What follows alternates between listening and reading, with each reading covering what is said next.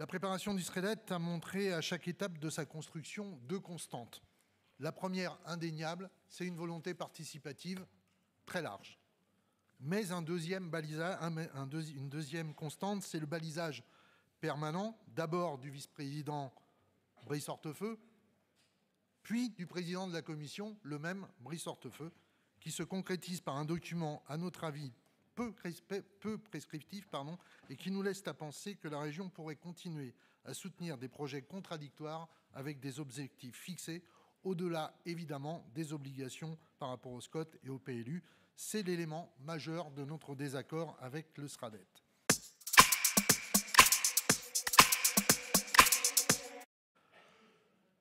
Nous notons également que la concertation, mais surtout l'avis du commissaire enquêteur, ont permis de préciser un certain nombre de sujets en intégrant les recommandations. Nous vous en donnons acte. Oui, nous sommes pour que la région soit reconnue comme un véritable aménageur du territoire, soucieux de celles et ceux qui vivent, qui y travaillent, et ce, dans un environnement économique, social et environnemental protégé et de qualité. En matière économique, nous voulons réinsister sur l'appui prioritaire de nos financements à la relocalisation de notre économie sur des territoires fragiles pour redonner vie à des villages, à des petites villes. En matière de déplacement, la priorité donnée au transport collectif et en premier lieu au ferroviaire est réaffirmée, mais contradictoirement, vous êtes petit bras dans le budget sur la question d'aller plus loin en kilomètres train rapidement. Les enjeux de santé publique liés à la qualité de l'air, identifiés autour de plusieurs territoires prioritaires de notre région, rejoignent bien évidemment la problématique du transport collectif et du report modal des marchandises vers le rail et le fluvial, qui doivent être plus largement développés et encouragés par la collectivité régionale. Vous le dites, mais nous considérons que les moyens financiers ne sont pas à la hauteur des engagements.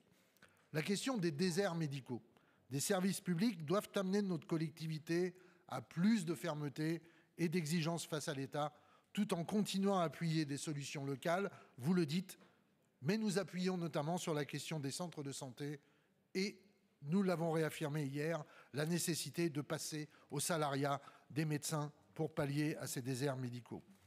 La vision d'un aménagement du territoire régional lié à la question de la réduction de la fracture territoriale entre les grands centres urbains, avec le phénomène de métropolisation, et les territoires ruraux, doivent avoir pour objectif premier un rééquilibrage territorial, je le dis et le confirme, face aux métropoles.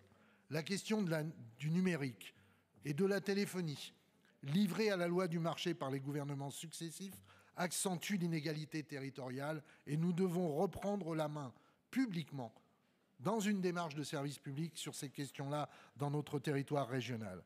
Les questions énergétiques trouvent une place importante, mais ces thématiques décisives pour l'avenir de la planète et de ses habitants doivent, et nous le réaffirmons, s'affranchir d'une vision financière pour trouver une efficacité réelle. Nous demandons que la collectivité régionale protège une gestion publique des ressources énergétiques et des installations. Dommage que cela ne figure pas stricto sensus dans le SRADET. Nous apprécions comme il se doit la prise en compte de notre proposition d'intégrer la notion d'acceptabilité par les territoires et les citoyens pour les projets d'aménagement, y compris l'amendement qui nous est proposé sur table par l'exécutif.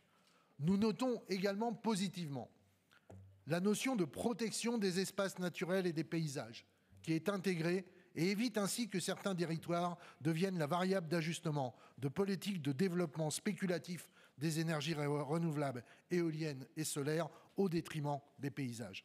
Monsieur le Président, nous ne pouvons ignorer qu'un projet à long terme comme celui-ci ne peut s'affranchir et ne pourra s'affranchir des décisions qui seront prises par l'État au niveau national et par l'Europe. Il est clair aujourd'hui que toujours et encore, c'est une vision libérale de l'économie qui domine et que cela peut très vite remettre en cause des intentions affichées dans le SRADET. Par exemple, l'ouverture à la concurrence du ferroviaire fret et voyageurs va limiter le développement clairement des offres TER. Et notamment, nous regrettons, et nous continuons à regretter que dans la convention avec la SNCF, vous enfourchiez la mise en concurrence, même si vous lui mettez un bémol expérimental. Il en est de même des questions énergétiques qui deviennent avant tout une manne financière, je l'ai dit. Vous comprenez bien que malgré la prise en compte de certaines réalités et besoins des habitants et des territoires, la question clé des financements, dans une période où vous-même et l'État prônent une réduction de la dépense publique, en fonctionnement notamment, ne peuvent nous permettre de voter positivement le rapport. Jacquard. Toutefois, compte tenu de la prise en compte de préoccupations et de certains amendements peut-être tout à l'heure, eh bien, nous envisageons une abstention sur votre projet, sur votre Stradette. Merci.